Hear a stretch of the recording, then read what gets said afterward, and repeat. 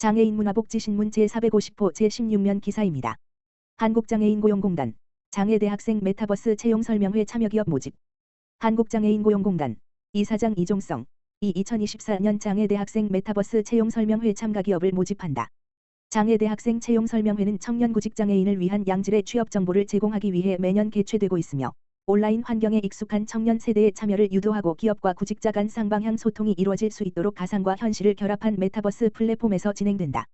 전년도 참여기관은 스마일게이트 엔터테인먼트, 현대로템, SK, 주, C&C, 한국토지주택공사, 국방부, 한국철도공사, 대한무역투자진흥공사 등 민간, 공공기관 등 17개이며 청년 구직자 1,316명이 온라인으로 참여하여 성료되었다.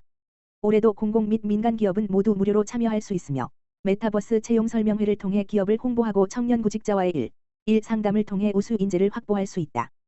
또한 장애 대학생의 진로 취업 준비를 위한 다양한 부스가 운영되며 각종 이벤트도 함께 진행된다.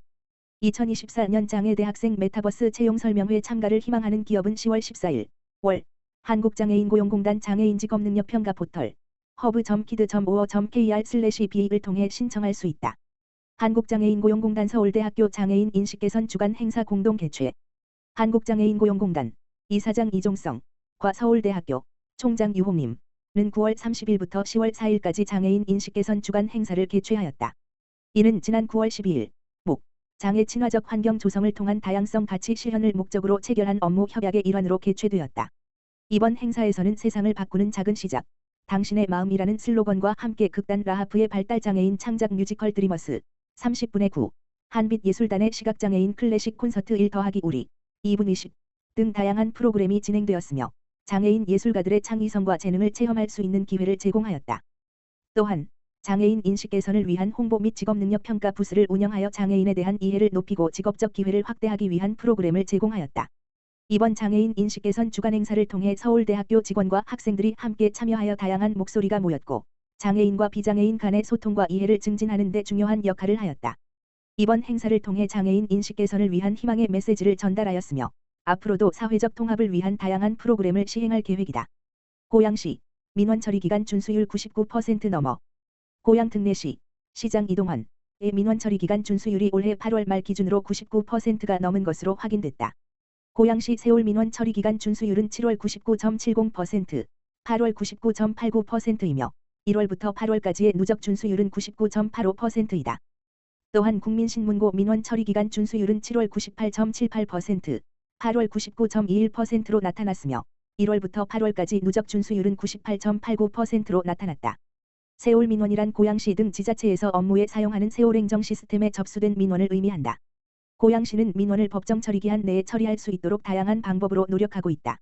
세울 민원의 경우 법정 처리기한보다 1초라도 늦으면 지연 사유를 철저하게 확인하고 있으며 일부 민원들은 단축 처리 기간을 정해 보다 빠르게 민원을 처리할 수 있도록 하고 있다. 법정 처리 기간 6일 이상 민원은 단축 처리 기한이 도래하기 2일 전에 미리 처리 담당자에게 예고장을 보내어 처리 기한 전에 처리될 수 있도록 하고 있다.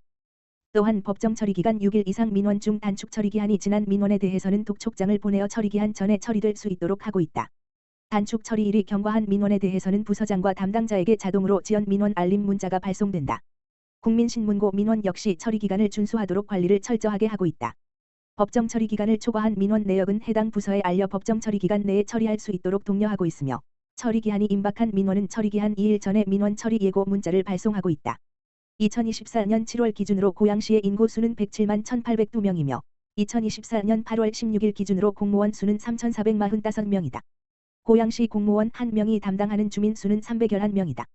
행정안전부 통계에 따르면 2020년 6월 말 기준으로 전국시 군구의 공무원 1인당 평균 주민 수는 217명, 경기도시 군의 경우 287명이었다. 한편 국민권익위에서 국민신문고 민원 등을 분석한 자료에 따르면 고양시는 2024년 6월 기준으로 민원 발생량이 기초자치단체 중 상위 5위에 해당한다. 국민신문고, 안전신문고, 적극행정신청, 소극행정신고 등 집계 결과 고양시는 공무원 1인당 주민 수가 다른 시 군구보다 훨씬 많고 민원 발생량도 많지만 민원의 법정 처리 기간을 준수하기 위해 최선을 다하고 있다.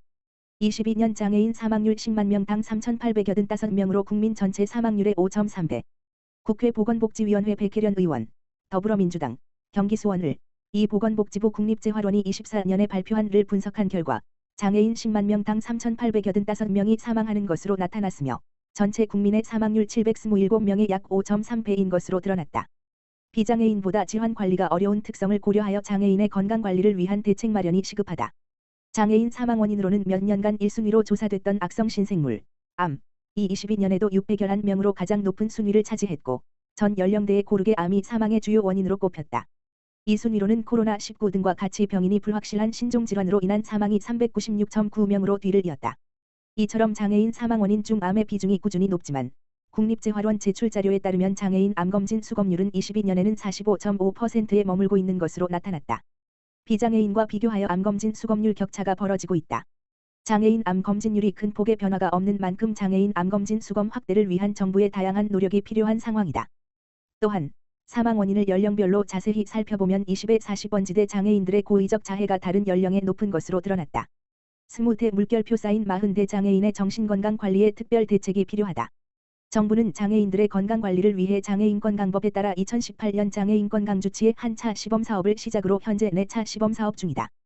보건복지부 자료에 따르면 건강주치에 참여 장애인 수는 24년 8월 기준 5,943명인 것으로 나타났다. 23년에 등록된 장애인 수는 264만 2천 명 중 0.23% 수준에 머물고 있다. 올해 장애인 건강주치의 4차 시범사업이 시작됐다. 이번 시범사업만큼은 제도 정착을 위해서 홍보를 강화하고 장애인 니즈에 맞는 서비스 제공, 의료기관 간 진료 협력 체계, 재활치료 심리상담 등 진료 외 협력 체계 등도 함께 면밀하게 살펴야 한다.